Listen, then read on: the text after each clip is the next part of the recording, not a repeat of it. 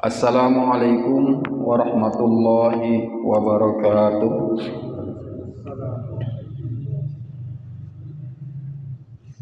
Innal hamdalillah innal hamdalillah nahmaduhu wa nasta'inuhu wa nastaghfiruh wa na'udzu billahi min shururi anfusina wa min sayyiati a'malina.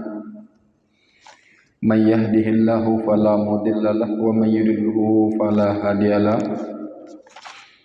Ashhadu an la ilaha illallah wahdahu la syarikalah qararan bihi wa tauhidah wa ashhadu anna muhammadan abduhu wa rasuluh tasliman majidah.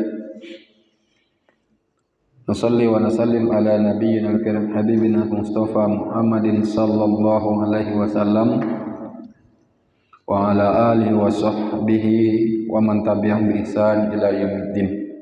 Wa ba'd. Hadirin hadirat jamaah salat subuh Masjid Nur Muhammad rahimakumullah.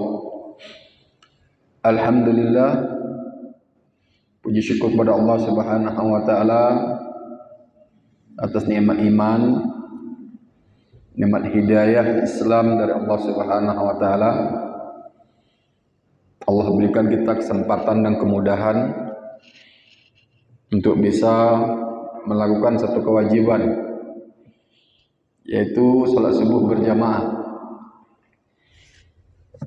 Dan inilah merupakan amalan paling berat bagi orang-orang munafik untuk bisa melangkahkan kakinya ke rumah Allah Subhanahu wa taala melakukan salat subuh berjamaah, yang mana di dalamnya sebelumnya juga Allah berikan kesempatan kebaikan dan berkah pada amal-amal tertentu seperti 2 rakaat salat fajar, rakaatain minal fajr khairun minad dunya wa ma fiha. 2 rakaat salat fajar itu lebih baik daripada dunia dan isinya.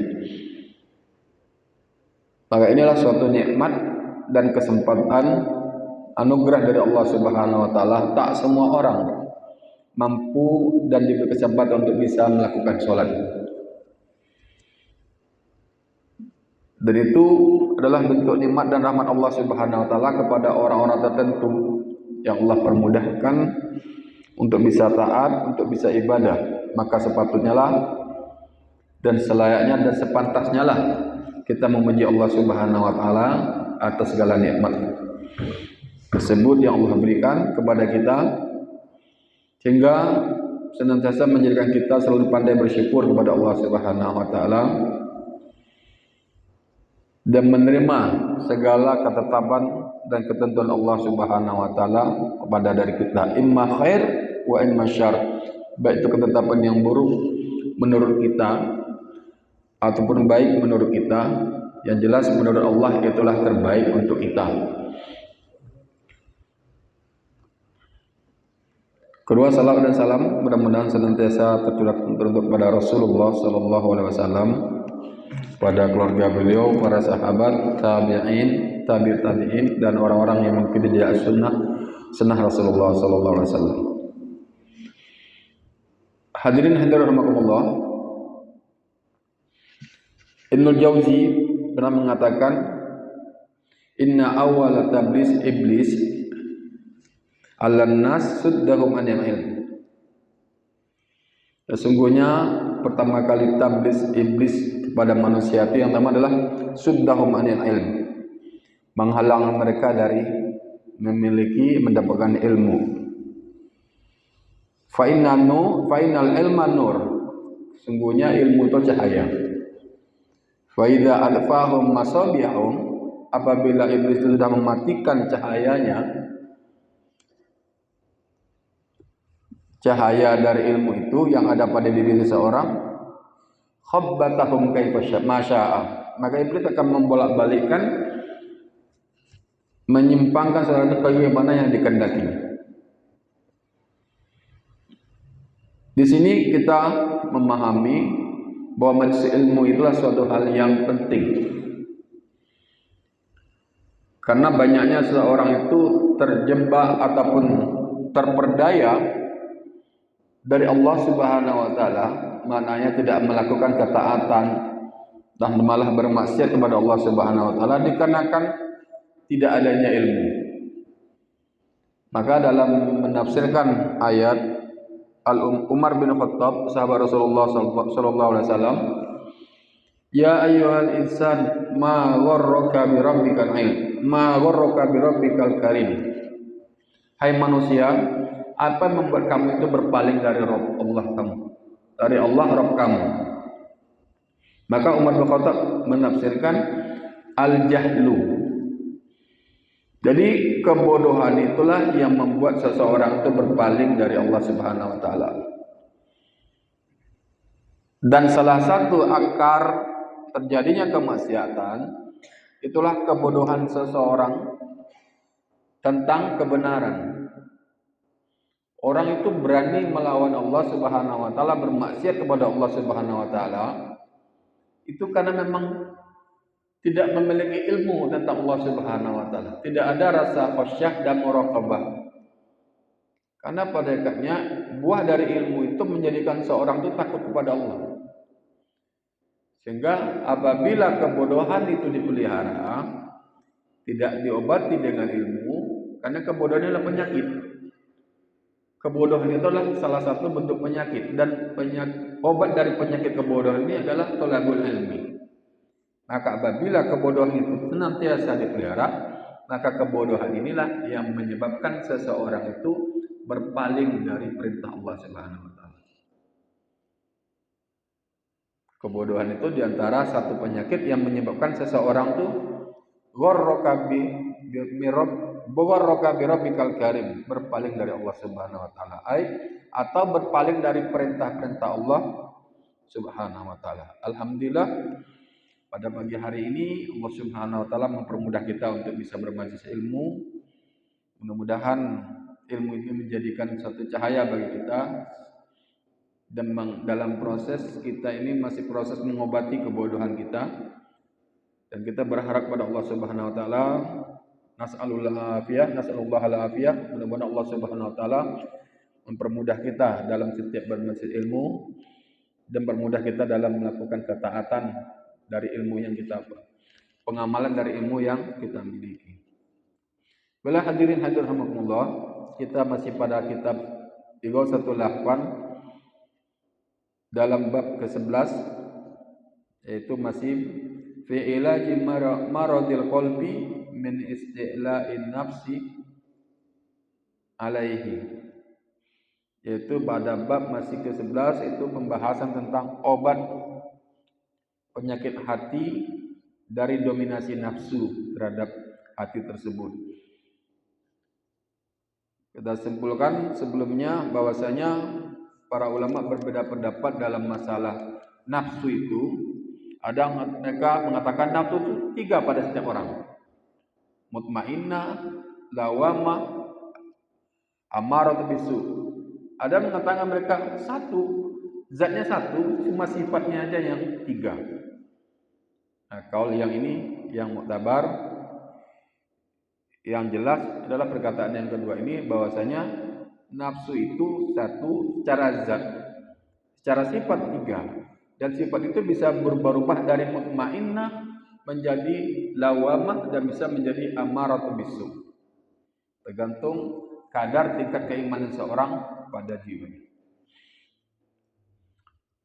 Kenapa alasannya? Walau kana fil insan salatu anfusil laja'a majmu'atun ila idza udifat ilahi walau fi maudi wahid. Kalau seandainya pada manusia itu ada 3 jiwa, mutmainnah secara lain, lawamah lain, kemudian amaratu bisu lain, maka lafadznya akan datang dalam bentuk jamak.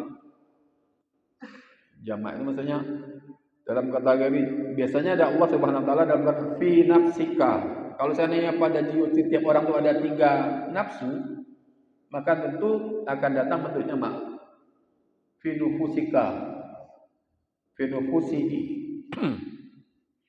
Nah, maka ulama sepakat bahwa nafsu itu pada hakikatnya secara zat dia 1. Secara sifat dia 3, mutmainnah, lawamah, dan amaratu bisu. Kita sampai pada alinea yang kedua pada halaman di sini, halaman 72. Wa haqiqatu tuma'ninah. Kemarin ada pembahasan masalah nafsu mutmainnah yang kita bahas pertama. Jadi nafsu mutmainnah itu adalah wan nafsu idza sakana ilallah. Jiwa itu kalau dia merasa tentram dan tenang kepada Allah Subhanahu wa taala dan tentram dengan berzikir kepada Allah dan bertaubat kepada Allah dan rindu untuk bertemu dengan Allah Subhanahu wa taala dan merasa nyaman kalau dekat dengan Allah, wahiyya mutmainnah. Orang itu kalau libur pengajian, libur sedekah, libur acara kebaikan, libur bermajlis ilmu, merasa hampa kalau tidak baca Al-Quran, merasa hampa kalau tidak berzikir, baca zikir pagi petang, maka sifat jiwa seseorang ini adalah nafsu mutmainnah. Senantiasa beristighfar kepada Allah, kembali kepada Allah Subhanahu wa taala. Takut dengan larang-larang Allah Subhanahu wa taala dan cinta kepada Allah Subhanahu wa taala. Wahiyya nafsu mutmainnah. Maka inilah kategori jiwa mutmainnah. Sebagaimana difirmankan oleh Allah Subhanahu wa taala dalam surah Al-Fajr, ya ayyatuhan nafsu mutmainnah irji'i ila rabbika radiyatan mardiyah. Maka ulama Ibnu Abbas mengatakan mutmainnah adalah al-musaddiqah, yang membenarkan Allah dan Rasulnya. Maknanya melakukan perintah Allah dan meninggalkan larang Allah Subhanahu wa taala dan Rasulnya. Dan Mujahid mengatakan bahwa nafsu mutmainnah itu adalah al-munibah al-mukhbitah allati ayqanat annallaha rabbah. Annallaha rabbaha. Yaitu jiwa yang senantiasa kembali dan bertobat kepada Allah, tunduk dan patuh kepada Allah, dan dia meyakini Allah adalah Rabb-nya. Dan dia senantiasa melakukan perintah-perintah Allah Subhanahu wa taala dan dia yakin akan bertemu dengan Allah. Jadi orang kalau memiliki rasa keyakinan bahwa dia pasti akan bertemu dengan Allah Subhanahu wa taala, maka orang ini akan senantiasa ada rasa khasyah, ketaatan, walaupun sekali-kali kadang terbawa oleh nafsu ammaratu bisu yang senantiasa memerintahkan mengarah kepada keburukan. Maka wa haqiqatu tuma'ninah, yang dimaksudkan hakikat dari tuma'ninah itu adalah bahwa jiwa yang mutmainnah tadi itu hakikatnya adalah as-sukunu wal istiqrar, senantiasa jiwanya itu tentram, nyaman, tenang, yang mana wa hiya allati qad sakanat ila rabbiha wa ta'atihi amrihi wa dzikri. Yang mana jiwa yang tenang, tentram dan nyaman tadi itu merasa tenang kepada ketaatan, suka melakukan ketaatan kepada Allah, melakukan perintah Allah dan berzikir kepada Allah. Walam taskun ila siwa, dan dia tidak merasa tenang kepada selain Allah. Jadi kalau seseorang itu merasa nyaman dengan dosa, merasa nyaman dengan sesuatu selain Allah Subhanahu wa taala, maka ini suatu hal yang bertanyakan tentang hakikat jiwanya. Berarti ada kecenderungan jiwa itu untuk dosa dan kemaksiatan, merasa risih, ya, tidak tenang dengan melakukan ketaatan, berarti dia bukan jiwa mutmainnah. Dan merasa nyaman dengan selain Allah Subhanahu wa taala, maka ini bukan jiwa yang mutmainnah. Justru sebaliknya, jiwa yang mutmainnah itu yang tenang dan tentram dan nyaman itu adalah kepada Allah Subhanahu wa taala, taat kepada Allah, berzikir kepada Allah. Faqad itma'annat ila ma'abati wa ubudiyati wa dzikri. Dan jiwa yang mutmainnah itu tentram dan nyaman dan tenang untuk beribadah dan berzikir kepada Allah Subhanahu wa taala. Wa itma'annat ila amri wa nahyi wa khabarihi. Dan merasa tenang dengan perintah dan larang Allah. Jadi Allah perintahkan dia lakukan, dan dia Allah larang dia tinggalkan. Dan apapun yang Allah kabarkan dia benarkan, Pak. Bahwa nanti akan ada pembangkitan, hari bangkit, yaumul ba'ats. Dia Apapun dikabarkan Allah Subhanahu wa taala dia membenarkannya. Watma'annat ila liqa'ihi wa wa'dihi, dan dia merasa nyaman, tenang dengan pertemuan dengan Allah dan janji-janji Allah Subhanahu.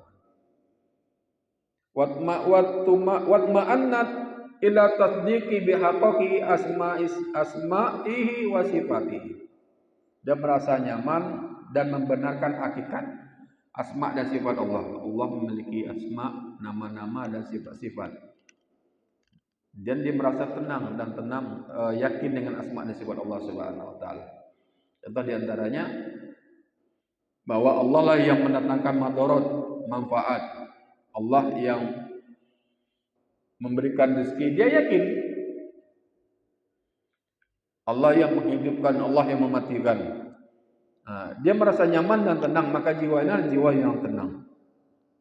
Watma'annaf ila ridho bihi rabban, dan dia tenang dan ridho bahwasanya Allah Subhanahu wa taala adalah Rabbnya. Islam sebagai agamanya dan Muhammad sallallahu alaihi wasallam sebagai utusan Allah. Watma'annat ila qada'ihi wa qadrihi, dan dia merasa nyaman, tenang dan tenteram dengan takdir dan qadanya Allah Subhanahu wa taala. Watma'annat ila kifayatihi wa hasbihi wa domanihi, dia merasa cukup, yakin bahwa Allah adalah yang mencukupkan dia, rezekinya, kesehatannya, kehidupannya. Allah yang mencukupkan dia dalam segala kehidupan di dunia. Ini jiwa yang tentram, jiwa yang tenang, nyaman. Karena hakikatnya ketentraman, kenyamanan itulah memasrahkan semuanya kepada Allah dan kembali kepada Allah Subhanahu wa taala dan beribadah hanya kepada Allah. Jadi kesimpulannya, obat dari jiwa sakit hati itu adalah senantiasa, hati yang sakit itu adalah senantiasa dekat kepada Allah, berzikir kepada Allah, beribadah kepada Allah. Maka jiwa yang sakit tadi itu akan menjadi jiwa yang tenang, tentram, nyaman. Sehingga di antara salah satu ciri-cirinya lah merasa tidak nyaman kepada selain Allah. Maksudnya tidak nyaman kalau dia tidak dekat beribadah kepada Allah, dia gelisah. Dia tidak sholat berjamaah, dia gelisah. Dia tidak baca Al-Quran, dia gelisah. Ada sesuatu yang kurang, yang hampa pada hatinya. Maka inilah di antara obat penyakit hati, bagaimana supaya nafsu itu tidak dominasi. Walaupun kadang-kadang sifat hati itu terbawa oleh nafsu. Nafsu ini kal harum, itu sifatnya membangkang terus, bergejolak terus. Kemudian watma'annat bi annahu wahdah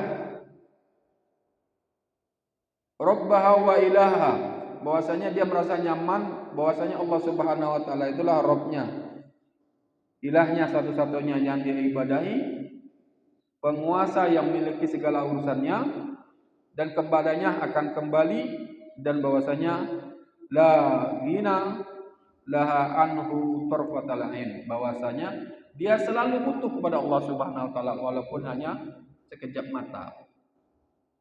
Itu jiwa yang tenang. Hakikat dari ketentraman, kenyamanan itu demikian. Ada kerinduannya untuk senantiasa melakukan ibadah dan kebaikan. Ini puasa Ramadan lagi, alhamdulillah. Bagi mereka yang memiliki hati yang mutmainnah, jiwa yang mutmainnah, itu merindukan Pak dengan datangnya Ramadan. Tapi kalau memang di hatinya masih ada penyakit atau hatinya sakit, itu sudah gelisah. Belum datang Ramadan sudah gelisah. Cikitlah puasa apa boleh. Merasa berat. Tapi kalau orang yang rindu, ada ketentraman dan ketenangan dalam hatinya, jiwa mutmainnah, dia siap-siapkan dirinya untuk menyambut Ramadan, untuk memaksimalkan dirinya beribadah untuk menyambut bulan Ramadan tersebut. Dia jaga kesehatannya dan di manage usaha dan ekonominya, dipersiapkan bahwa dia nanti akan memfokuskan pada bulan Ramadan. Wa idza kanat biditi dzalika, kalau seandainya selain itu kebalikannya, malah sebaliknya, maka dia itu termasuk amaratu bisu, tidak mau berzikir kepada Allah, tidak mau bertobat dan kembali kepada Allah, melanggar perintah-perintah Allah Subhanahu, melanggar larangan-larangan Allah Subhanahu wa taala. kemudian tidak membenarkan asma dan tidak yakin dengan asma dan sifat Allah Subhanahu wa taala, maka itu jiwa yang amaratun bisu, jiwa yang senantiasa memerintahkan kepada keburukan. Ta'muru sahibaha bima tahwa. Jiwa itu, nafsu itu akan menyuruh, memerintahkan pemilik jiwa tersebut untuk melakukan apa yang diinginkan oleh nafsu. Senangnya yang maksiat, senangnya hal-hal yang haram, senangnya hal-hal yang dosa. Sehingga kalau tidak melakukan dosa itu tak sah, Pak, kadang. Jadi pernah ada seseorang itu sampai dia mengatakan, saya kalau tidak bohong itu kayaknya tidak sah kalau pembicaraan saya sehari-hari. Karena sudah nafsunya tuh ammaratu bisu. Hingga kalau dia tidak berdusta satu hari satu kali saja dalam sehari, itu dianggap dia itu tidak, bukan dirinya, karena kebiasaannya pada jiwa itu untuk melakukan ammaratu bisu. Jadi kalau tidak lecek sekali saja, itu kayaknya kurang sreg, kurang sah. Ta'muru sahibaha bima tahwa minasyahwatil ghayyi wa itba'il batin, dan menyuruh pemilik hati tadi itu, jiwa itu, untuk senantiasa mengikuti hal-hal yang batil. Ada di kebenaran, ini ada kebatilan, yang diikuti malah kebatilan. Ya jelas sorih ini dalilnya Al-Quran, dalilnya Sunnah, malah yang diikuti kebatilan. Sekarang itu bukan zamannya lagi. Yang zaman itu sekarang mengikuti zaman sekarang. Kalau dulu, padahal sudah jelas dalilnya dari Allah dan Rasulnya, larangannya, malah yang diikuti kebatilan yang sesuai dengan zaman saat ini. Wahia ma'wa kullasu, dan itulah tempat segala-galanya keburukan. Wa in ata'aha qadathu ila kulli qabihin wa kulli makruhin. Kalau seandainya orang itu mengikuti bisikan atau pendorongan nafsunya, maka nafsu tadi itu akan menuntun dia untuk melakukan kepada segala keburukan, hal-hal yang dibenci oleh Allah Subhanahu wa taala. Wa annahu adatha wa da'baha, karena itu akan menjadi suatu kebiasaannya. Kalau dia biasa mengikuti syahwatnya, dorongan nafsunya, amaratu bisu, maka itu akan jadi kebiasaannya dan pola hidupnya, pola pikir dia. Illa idza rahimallahu wa ja'alaha zakiyatan ta'muru sahibaha bil khair, kecuali nafsu yang dirahmati oleh Allah Subhanahu wa taala, yang mana dengan hamba Allah Subhanahu wa taala itu menyuruh kepada kebaikan. Wadzalika min rahmatillah, itulah rahmat dari Allah Subhanahu wa taala. La minha, bukan dari bisikan ataupun arahan-arahan nafsunya itu. Wa innaha bidzatiha amaratu bisu, karena pada hakikatnya nafsu yang amaratu bisu itu senantiasa menyuruh kepada keburukan. Di anna khuliqat bi asli hayati bi asli jahiliyah zalimah.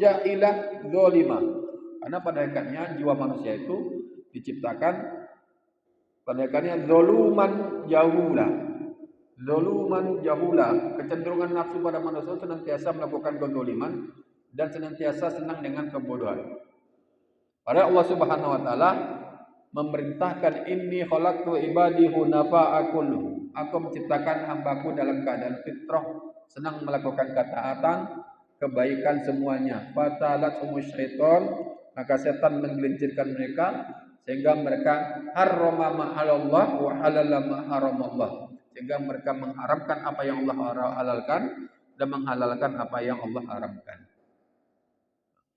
Sifatnya Allah Subhanahu wa taala ciptakan fitrah manusia itu untuk taat, patuh, tunduk kepada Allah. Namun nafsu menuntunnya untuk senantiasa bermaksiat kepada Allah Subhanahu wa taala.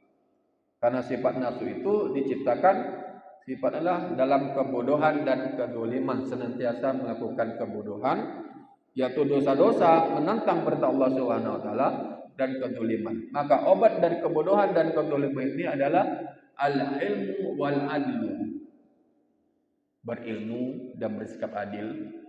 Sikap adil akan ada dengan adanya ilmu. Maka dianjurkan senantiasa thalabul ilmi, ilmulah yang bisa mengontrol ilmu nafi tentunya Pak ya. Banyak orang yang berilmu tapi tidak menjadi ilmu nafi. Ilmu itu tidak bisa mengontrol jiwanya sehingga terbawa oleh nafsu ammaratun bisu. Maka itulah kita butuhnya kepada Allah Subhanahu wa taala untuk meminta, Allahumma inni as'aluka ilman nafi'an. Ya Allah, aku minta padamu ilmu yang bermanfaat. Ilmu yang bermanfaat, ilmu yang diamalkan, ilmu yang bisa menjadikan pemilik ilmu itu taat kepada Allah, takut kepada Allah. Jika banyak orang yang berilmu, sekolahnya luar biasa kemana-mana, hafal Al-Qur'annya, tahu teori-teorinya semua, tahu berilmu, tapi ilmu tidak menjadikan dia bermanfaat, tidak diamalkan, tidak takut kepada Allah. Nah, ini yang dimaksud dengan ilmu yang tidak bermanfaat. Padahal kesehari-hariannya di dekat Masjid Nabawi, tempatnya tempat kota Rasulullah SAW, tapi pengamalannya, ibadahnya masih jauh dari Allah dan Rasulnya. Senantiasa masih terbawa kepada kemaksiatan dan melakukan dosa, dan ilmu-ilmu yang dia tahu itu tidak diamalkan sehingga lam yakun ilman nafi'an, belum menjadi ilmu-ilmu yang bermanfaat. Maka diantara salah satu sebabnya seorang itu melakukan kezaliman, kemaksiatan adalah karena kebodohan. Maka sesuai dengan tafsir surat yang kita bacakan pada mukadimah awal tadi itu, Allah Subhanahu wa taala berfirman, "Ya ayyuhal insan, ma gharraka bi rabbikal karim." Apa membuat kamu berpaling dari Allah? Maka Umar bin Khattab menafsirkan, al-jahlu, kebodohanlah yang menyebabkan seorang itu berpaling dari Allah. Kebodohanlah yang membuat seorang itu bermaksiat kepada Allah. Fa idza lam yulhimha, kalau bila Allah Subhanahu wa taala tidak memberikan petunjuknya, rusdaha, petunjuknya, bagian ala zulmiha wa jahliha, maka nafsu tadi itu akan tetap berada pada kebodohan dan kezaliman. Kalau seandainya bukan karena hidayah Allah Subhanahu wa taala, Allah tidak memberikan ilham, petunjuk kepada nafsu tadi, Pak, maka orang itu, nafsu itu akan senantiasa berada pada kebodohan dan kezaliman. Falam takun amaratun illa bimujibul jahli. Dan jiwa yang tidak diberikan hidayah oleh Allah Subhanahu wa taala tadi itu tidak akan pernah melakukan kecuali apa-apa yang dituntut oleh kebodohan dan kezaliman. Falaula fadlullah alaihi wa rahmati alal mu'minin ma zakat minhum nafsu wahidah. Kalau bukan karena karunia dan nikmat Allah Subhanahu wa taala, maka tak seorang pun di antara orang beriman itu untuk bisa menjaga, membersihkan jiwanya, Pak. Makanya kita dianjurkan oleh Rasulullah SAW untuk senantiasa berdoa, Allahumma ati nafsi taqwaha wa zakkiha wa anta khairan man zakkaha wa anta waliyuha wa anta maulaha. Senantiasa Allahumma inni as'aluka huda wa tuqa wal afafa wal ghina. Allahumma alhimni rusdi wa qini syarra nafsi. Ini doa yang diajarkan oleh Rasulullah SAW. Karena manusia tidak memiliki hatinya, Pak. Yang memiliki hati ini Allah Subhanahu wa taala, yang membolak-balikkan hati itu Allah Subhanahu wa taala. Inna quluba ibni Adam baina usbu'aini min asabi'illah yuqallibu kaifa yasha. Sungguhnya hati manusia anak cucu Adam ini ada di antara dua jemari Allah Subhanahu wa taala. Allah bolak-balikkan sebagaimana yang Allah kehendaki. Intinya kalau kita ingin menjadikan diri kita baik, tidak hanya sekedar usaha kita, Pak, tapi perbanyak doa kepada Allah Subhanahu wa taala. Ada satu kebiasaan di antara kaum muslimin itu yang kami temukan, Ustaz, bagaimana supaya saya ini bisa berubah? Saya sering melakukan kemaksiatan. Kadang-kadang sudah mau baik, balik lagi. Sudah mau balik, balik lagi.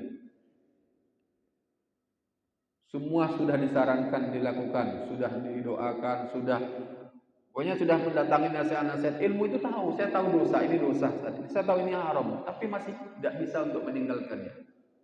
Apa upaya yang paling puncak, Pak? Berdoa kepada Allah Subhanahu wa taala, karena Allah yang membolak-balikkan. Jadi berdoa kepada Allah, Allahumma ati nafsi taqwa. Enggak bisa saya kalau tidak meninggalkan, kalau tidak lihat ini. Enggak bisa saya kalau tidak makan ini. Enggak bisa kalau saya tidak melakukan ini.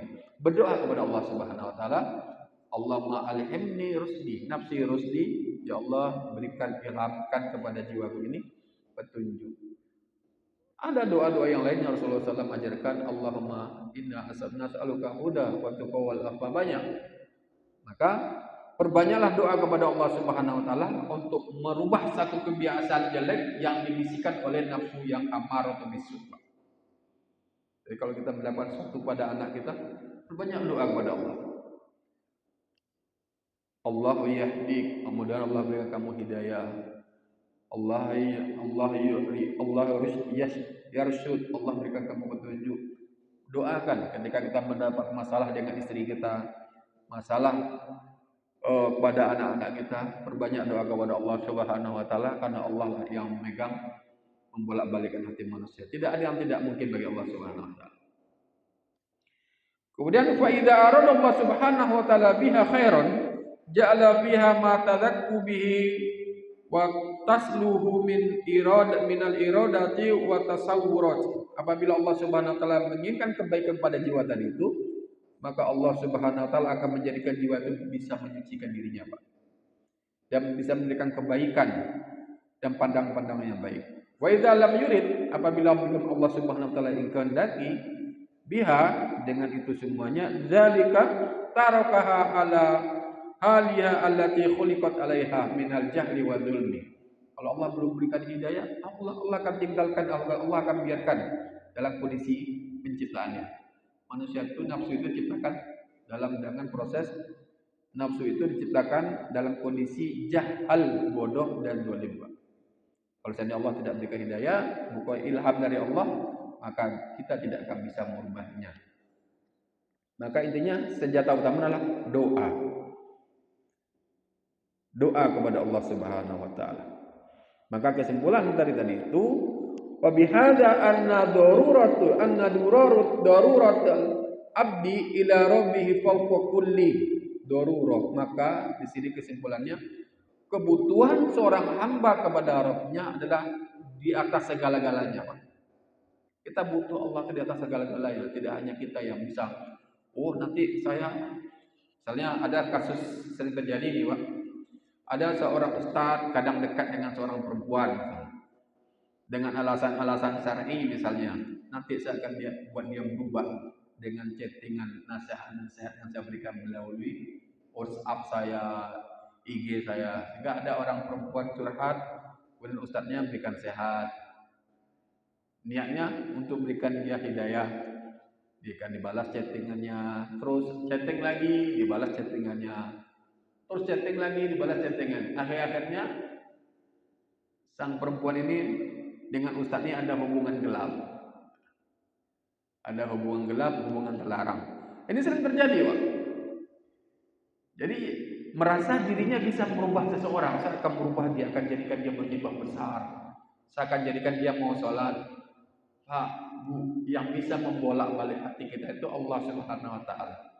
Maka doakan kepada Allah Subhanahu wa taala supaya istri kita, anak kita itu bisa menjadi baik. Bukan hanya semata mengandalkan usaha dan kecerdasan kita, kalau kita bisa menjadikan dia baik. Karena bahkan yang bisa menjadikan baik seseorang itu adalah Allah Subhanahu wa taala. Adapun kita hanya wasilah dan usaha untuk bisa melakukan itu. Ini sering terjadi kadang seorang ustaz, seorang bapak ataupun laki-laki yang dimintai pendapatnya, mintai sarannya, kemudian chatting, curhat, memberikan dengan harapan saya akan menjadikan dia baik, saya akan buat dia berubah. Akhirnya terjebak kepada zina, terjebak kepada khalwat, terjebak kepada kemaksiatan. Dia lupa sebenarnya yang bisa merubah seseorang itu adalah Allah Subhanahu wa taala. Maka di sini kebutuhan manusia seorang hamba kepada Allah Rabb-nya itu melebihi segala-galanya kebutuhan. Wala tusyabbihuha daruratu tuqasu biha, tidak ada yang setanding dan setara dengan kebutuhannya kepada Allah. Fa innahu idza amsaka anhu rahmatah, apabila Allah menahan nikmatnya, rahmatnya kepada seorang hamba, wa taufiqihi dan hidayahnya, tarfatal ain khasira wa halaka. Kalau seandainya Allah mencegah, menahan nikmat dan rahmatnya serta hidayah kepada seseorang, maka orang itu akan celaka dan rugi, Pak. Maka berbanyak kita berdoa kepada Allah Subhanahu wa taala. Yang ketiga adalah itu dari jalan amaratul bisu, mutmainnah, amaratul bisu yang juga lawamah. Insyaallah kita cukupkan sini. Nanti kita akan bahas pembahasan masalah tentang nafsu, amaratul bisu sudah, mutmainnah sudah. Yang ketiga adalah nafsul lawamah. Dinamakan lawamah nanti bagaimana? Kesimpulannya kita butuh Allah, Bu. Pak, kita butuh Allah. Senantiasa minta kepada Allah supaya hati kita itu tidak didominasi oleh nafsu, perbanyak lakukan ketaatan. Banyak untuk bertobat kepada Allah. Banyak untuk beribadah kepada Allah, tingkatkan keimanan sehingga dominasi nafsu itu tidak lebih tinggi daripada iman kita. Betul yang dikatakan oleh Imam Syafi'i rahimahullah, wa nafsuka illam tasgul fi taatillah sagolatka fi maksiatillah. Dan jiwa nafsu kamu itu kalau kamu tidak sibukkan dengan taat kepada Allah, maka dia akan menyibukkan kamu untuk bermaksiat kepada Allah. Nas'alullah al-afiyah, kita minta kepada Allah Subhanahu wa taala dijauhkan dari hal yang berkait dari benci Allah Subhanahu wa taala, dan senantiasa nastahdi dan petunjuk dan hidayah dari Allah Subhanahu wa taala. Mudah-mudahan Allah Subhanahu wa taala senantiasa mempermudah kita untuk bisa melakukan ketaatan, tunduk dan selalu berdoa dan berharap kepada Allah Subhanahu wa taala. Tidak ada yang tidak bisa, tidak ada yang tidak mungkin bagi Allah Subhanahu wa taala. Karena Allah lah yang membolak-balikkan hati setiap hambanya. Nas'alullah al-afiyah. Alhamdulillah bil alamin. Subhanaka Allahumma bihamdika asyhadu an la ilaha illa anta.